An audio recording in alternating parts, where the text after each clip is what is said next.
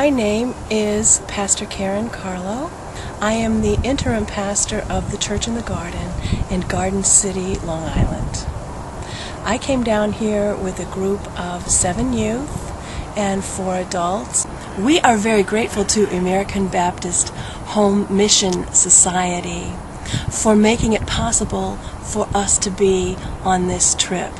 And our prayer is that what we have learned on this trip will transform us and our churches so that the service that we do in the future will more than make up for what we have been given. We hope to be good stewards of this gift and invest it in our lives and invest it in our church so that it will yield fruit worthy of the spirit in which it was given to us.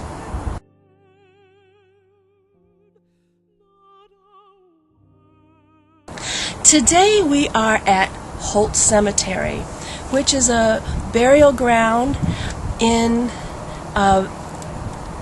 New Orleans. Primarily African Americans are buried here, but not exclusively. It's poor people who are buried here. We are learning a lot about the history of Holt Cemetery, about how the hurricane affected it. We're seeing how the graves actually rose up from the water. You can only bury 4 feet down. We are doing what we can to minister to the dead because we believe that they are part of the community as well, and that their loved ones who still come here will appreciate someone treating the burial place with some love and some respect. Mission means anything. It means hope, and hope doesn't have to be anything elaborate.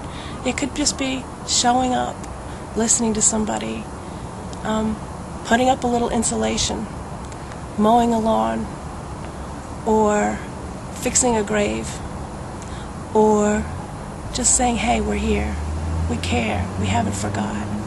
I really would encourage anyone to do a trip like this.